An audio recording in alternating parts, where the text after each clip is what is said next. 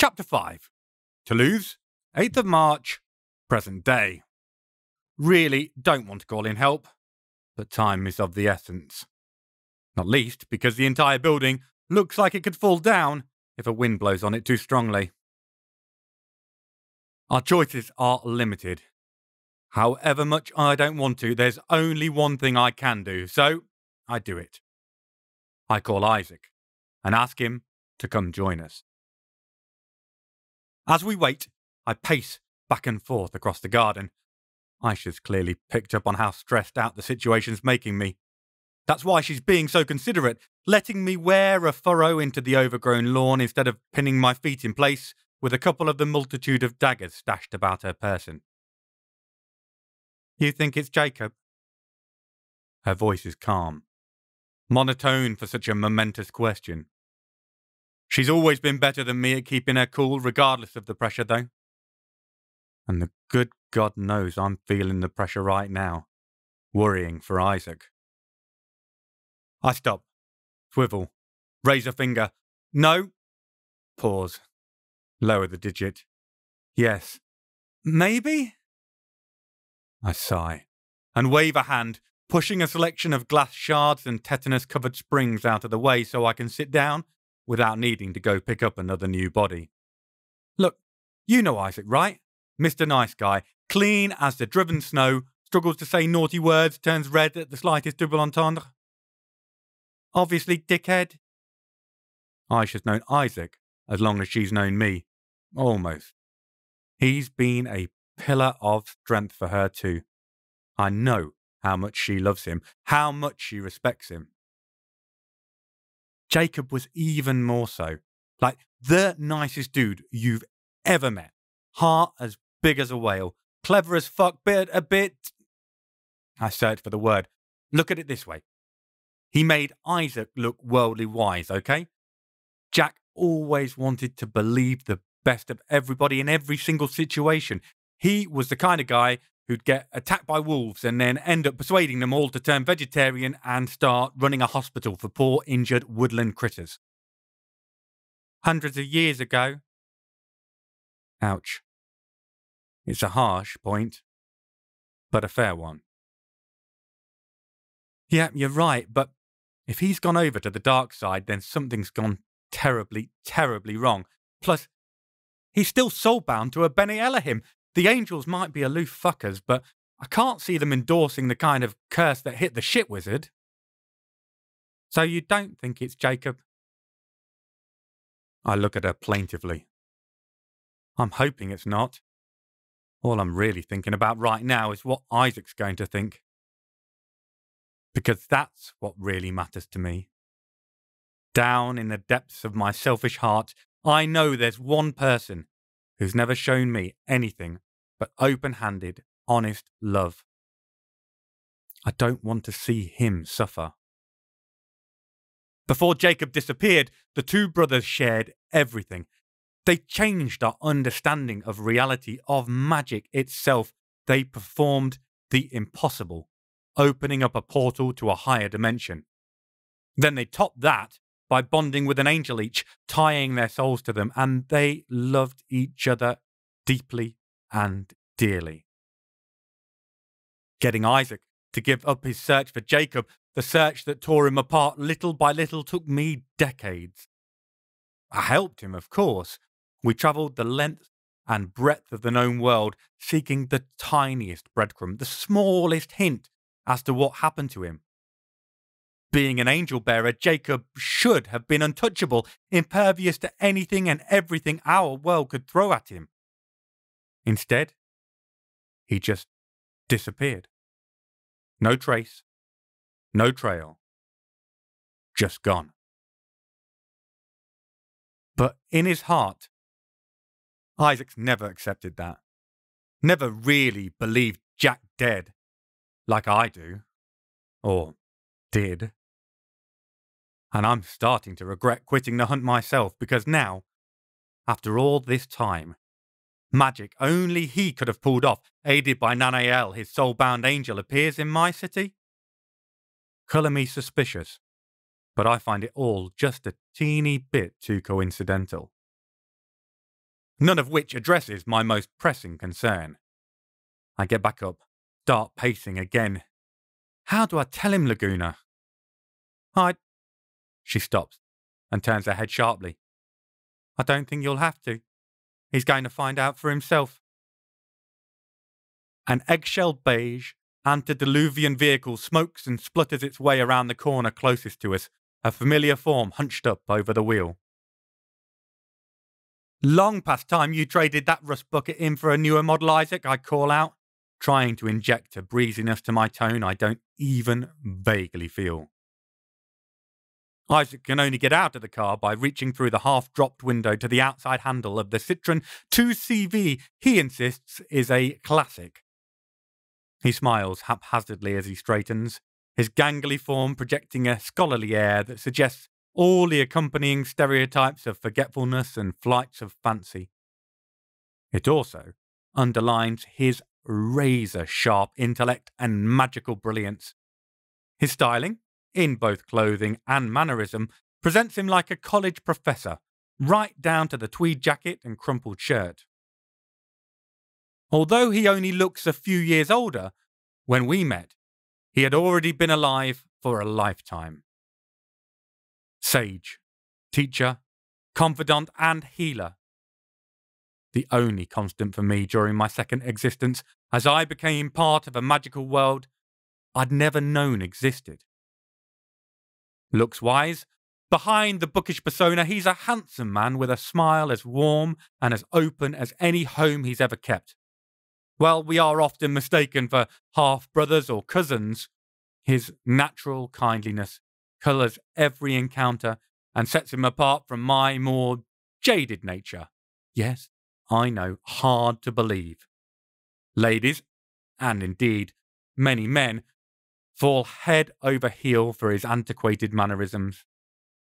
He remains entirely oblivious, his only devotion to his bonded angel, Nithael. There are advantages to not being limited by the labels we apply to things. Depth, height, dimensions. These are of little interest to something as mind-bogglingly powerful as a Bene Elohim. Nithael shouldn't be able to fit into the Citroën, but then he shouldn't be able to fit into our reality either. Only the tether Isaac made of his own soul keeps him here. The best comparison I can give is the internet. Data is whizzing around our heads constantly. So many gigatons of information that it shouldn't be possible to breathe. But it doesn't impinge physically on our reality, even though it's an integral part of it now. Once Isaac's out of the vehicle, if I look, Nithael will be making a beacon of him. He's like an angelic aura, an electric blue illumination towering over us, over the buildings themselves, neon-like wings stretching out across the road until the pinions seem ready to strum the taut electric wires strung across the pylons on either side of the road like a Fender Stratocaster. Except Nithael doesn't interact with our world. Not unless it's to protect Isaac. Of course, I don't look at them. As there's nothing, theoretically, in our dimension as powerful as an angel. They've little to fear in displaying their power. I don't look, because staring at Nithael for too long is a good way to start crying blood or babbling in tongues. Our brains just aren't made to handle beings from the higher dimensions, or the lower ones at that. Their very presence is likely to break us. That's why no one's ever been able to replicate the work Isaac and Jacob performed, welcoming the Bene Elohim here and joining with them. That, and the fact that anyone who's tried has found themselves spread too thin across a 16-kilometre radius. There's only ever been 2 angels who have come down to our world. One of them in the man facing me. One missing, presumed dead, along with Jacob. I tried to keep that thought from my face as I step forward to give him a hug. He pats my shoulder absent-mindedly as he breaks the clasp, then turns towards Aisha, his warm smile entirely genuine. Isaac has never pried into her backstory, but from day one after I rescued her, he made himself present. He bumbled about next to her in companionable silence, reading some obscure and doubtless priceless tome at an ink-stained desk positioned next to her favourite seat for watching TV. His calm quiet was a source of inspiration for her to learn to live with herself again. I think he, more than I, helped Aisha to teach herself how to be at ease again with another being. He was the serious calm. I was just the comic relief. Aisha's smile back is as much a joy to behold as her amusement was earlier. There is nothing controlled or contrived. The gesture spreads outwards from her lips, easing the weight from her brow as it goes. The minuscule muscle relaxation is the spiritual equivalent of Atlas hurling the heavy weight of the world from his shoulders. Good God, it does me good to see. Only makes the next part even more difficult. Isaac is, of course, burning with curiosity. He is that most dangerous of individuals, an academic. Give him a mystery, and he'll not rest until he's solved it. And me, calling him out, pat doigt, without explanation, is enough to make his brain itchy. Right, what's going on, lad? The tone's friendly, but firm. He knows me too well. Doesn't mean I'm not going to try stalling at least a little. Good to see you too, Zach. What's new? I smile, aiming for warm, probably arriving at vaguely tepid. Isaac frowns, seeing my expression, and looks over at Aisha. What's going on? What bloody idiocy is he pulling us in on now? She shrugs, then mimes zipping her lips, pointing at me. The message is clear. She's not getting involved. Sort it out with said idiot. Wise move. The long-suffering expression, patience and frustration, intermingling as can only happen when those we love drive us to distraction, turns my way once more. Paul, can you please enlighten me what on earth is happening and why you told me to drop everything to come here straight away? I scuff at the overgrown grass, only one evolutionary step away from a throttling weed, and search for the words. What I want to do is find the ones that'll ease him into what's happening and what I found without hurting him.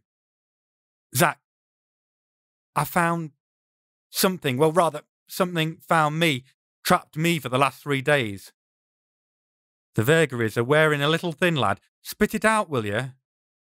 He's still smiling, joking with me.